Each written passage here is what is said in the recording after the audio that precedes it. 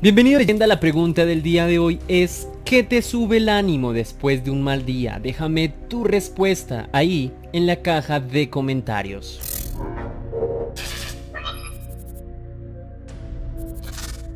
Hoy te presento el caso de Joan Bennett, etiquetada como la niña más hermosa del mundo, un caso que se convirtió en un crimen frustrante y misterioso ocurrido hace 26 años en Estados Unidos. Pero sin más dilaciones, comencemos. Yo soy Tesla y esto es Test Misterios.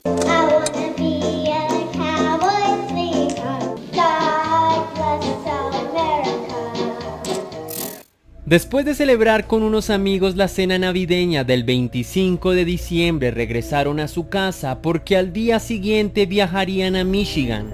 El 26 de diciembre, Patricia se despertó a las 5 a.m. y se dirigió a la cocina en la planta baja para prepararse un café. La mujer observó una nota escrita en varias hojas y dejada en uno de los peldaños de la escalera. Se trataba de una nota de rescate. En ella se daban las instrucciones para recuperar a su pequeña niña de tan solo 6 años. Este fue el inicio de la peor de las pesadillas para la familia Ramsey, para las autoridades y para la comunidad que siguió este complicado caso. En este punto, Patsy, en estado de angustia, llamó al 911 a las 5:50 am para informar la desaparición de su pequeña Joan Bennett y el descubrimiento de la nota de rescate. Además, la mujer llamó a familiares y amigos para darles la impactante noticia y recibir su apoyo.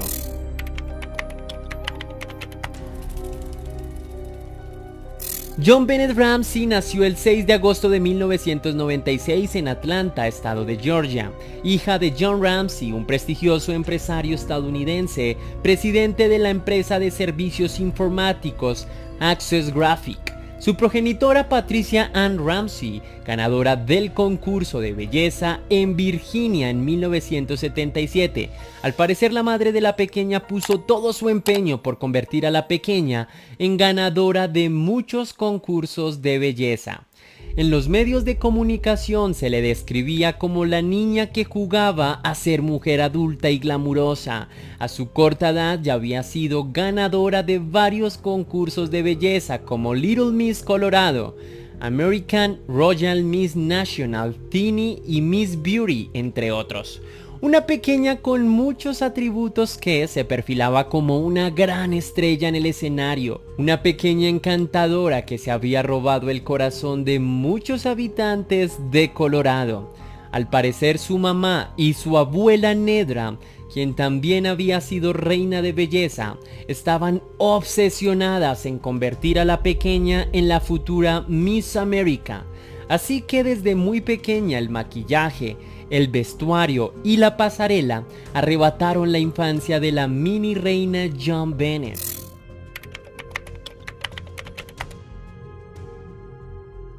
Después de que la policía recibiera la llamada, tardó pocos minutos en llegar a la residencia de los Ramsey. Patsy, John y Bert, de 9 años, la familia de la pequeña, eran los únicos que se habían quedado con ella la noche anterior. La policía leyó la nota de los secuestradores. Esta contenía instrucciones para no contactar a las autoridades, advirtiendo que de ser así, matarían a la niña. Además, los presuntos secuestradores especificaron que se contactarían entre las 8 y las 10 de la mañana para continuar con las instrucciones de la entrega de la suma de $118,000 que exigieron por el rescate de la pequeña. Sin embargo, el tiempo avanzó y el reloj marcó la 1 de la tarde y los Ramsey no recibieron la tan esperada llamada. En este punto, después de 7 horas, la policía solicitó al padre de la niña que revisara nuevamente la casa a fin de encontrar una pista o algo inusual que se les hubiera pasado por alto. La policía solo había acordonado la habitación de la niña. El resto de la casa no fue registrada. John, acompañado de Fleet White, un amigo de la familia, inició la tarea. Cuando John bajó al sótano, encontró el cuerpo de su hija detrás de una puerta con cerrojo. Se trataba de una habitación que rara vez se utilizaba. La niña fue encontrada tendida en el suelo boca arriba. La escena resultó desgarradora. La pequeña estaba envuelta en una manta blanca, con una cinta adhesiva sobre su boca y un cordón alrededor del cuello y las muñecas. Además, presentaba una herida en su cabeza y su pequeño cuerpo tenía marcas y arañazos. En este punto se confirmó que la pequeña siempre estuvo dentro de la residencia. Se especuló que los presuntos secuestradores habían abandonado el cuerpo sin vida de la pequeña John Bennett en el sótano. Además, la autopsia reveló que la niña fue estrangulada con un garrote que había sido confeccionado con una correa de nylon y el mango de una brocha.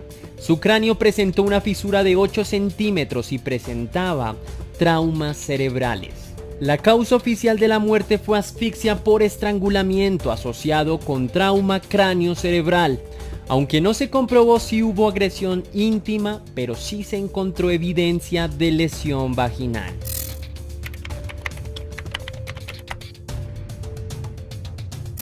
Después de abrirse la investigación, la mansión de los Ramsey fue inspeccionada en forma exhaustiva.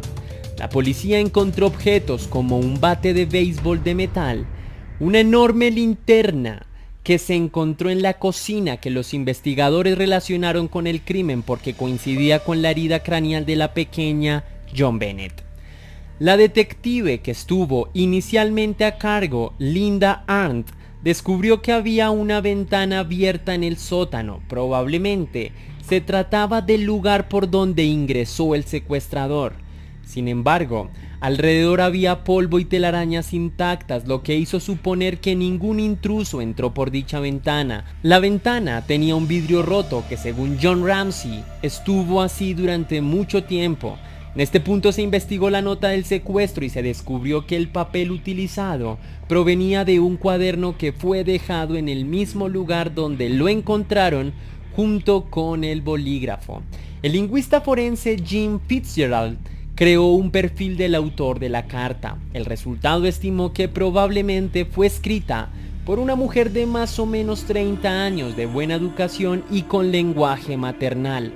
Se supo que la familia Ramsey había contratado un abogado antes de iniciar la investigación. En este punto, los principales sospechosos fueron los 3 integrantes de la familia de John Bennett. Veamos. A John Ramsey se le inculpó porque, según el testimonio de su amigo Fleet White, John gritó antes de encender la luz del sótano y descubrir el cuerpo de la niña. Además, se tuvo en cuenta que John parecía empeñado en contaminar la escena del crimen al mover el cuerpo de la niña. Se especuló que John abusaba de su propia hija y que él había llevado a la niña hasta el sótano para abusar de ella y que accidentalmente la había golpeado. En cuanto a la madre, Patricia Ramsey, se supo que deseaba convertir a su hija en una mujer perfecta. Por esta razón se le hacía intolerable que la pequeña aún mojara su cama en las noches.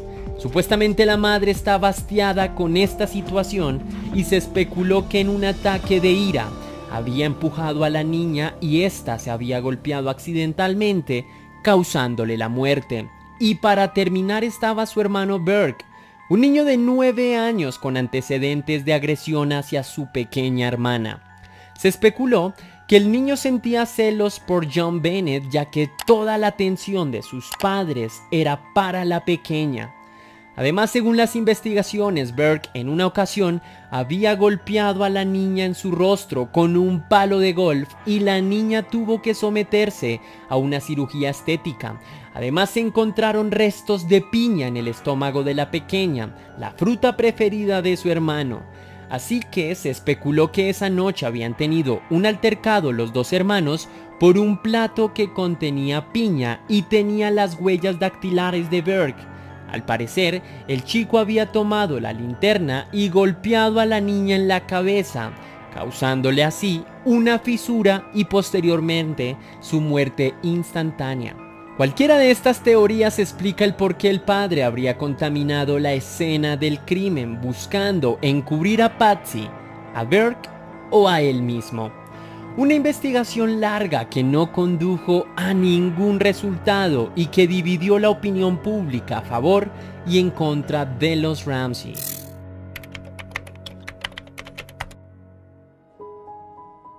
Según los investigadores, en la cinta que tapaba la boca de la niña se encontró un hilo del traje que la madre había usado en la noche anterior.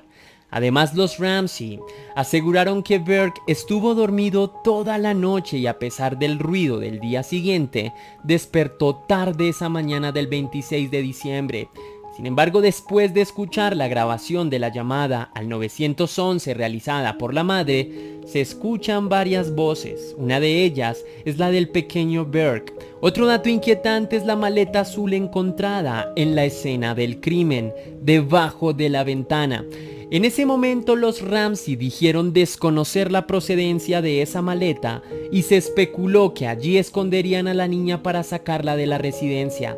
Sin embargo, los medios de comunicación afirmaron que después de alguna investigación se supo que la maleta pertenecía a John Andrew, quien era hijo de John y su primera esposa. El joven fue descartado como sospechoso, porque en el momento en que ocurrieron los hechos del crimen, se confirmó que John Andrew no se encontraba en la ciudad. Al parecer, la niña fue agredida íntimamente, ya que presentó lesiones en la vagina y, según el reporte médico, manchas de sangre en sus interiores. Su apertura vaginal era 2 veces más grande que la de una niña normal y este reporte médico hizo pensar que la niña había sido sometida a abuso con anterioridad. En cuanto a la carta encontrada, resulta extraño la formalidad en que fue escrita, dirigida en su encabezamiento al señor Ramsey. Resulta muy extraño que el presunto secuestrador pidiera una suma de $118,000, justamente el mismo valor de un bono recibido por John el fin de año. Es bastante incómodo leer los consejos que el secuestrador escribe con respecto a que será una entrega agotadora y que le recomienda descansar. Además de las instrucciones, denotan una constante amenaza de muerte si no se cumplen, lo cual me resulta bastante inconveniente si se supone que lo más importante para un secuestrador es garantizar la vida de la persona secuestrada. En fin, un escrito muy largo del pequeño grupo de residentes extranjeros que se atribuyeron el secuestro. Me resulta inexplicable el hecho de que los presuntos secuestradores abandonaron el cuerpo de John Bennett, renunciando así al dinero del rescate. Lo más lógico es que se hubieran llevado el cuerpo e insistieran en el pago de los $118,000.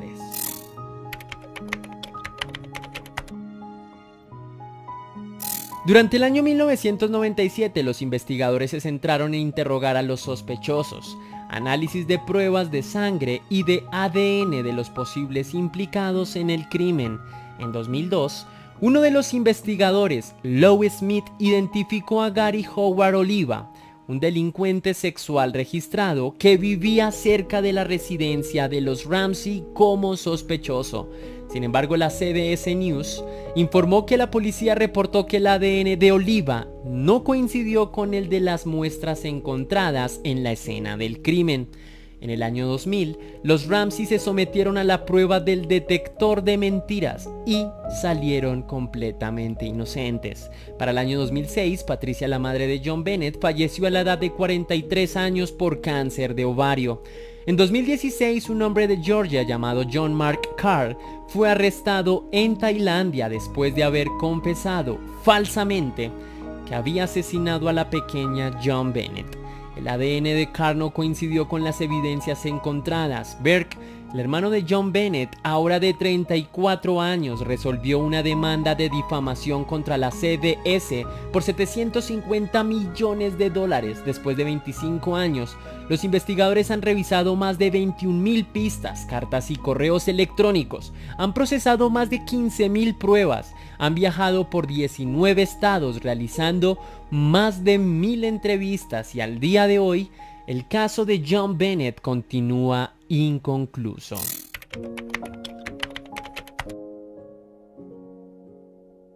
Creo que en 1996 Boulder no tenía un departamento de homicidios simplemente porque no tenían muchos casos de asesinatos. En este punto, esto explicaría por qué se cometieron tantos errores técnicos como permitir que la escena del crimen fuera alterada por John Ramsey.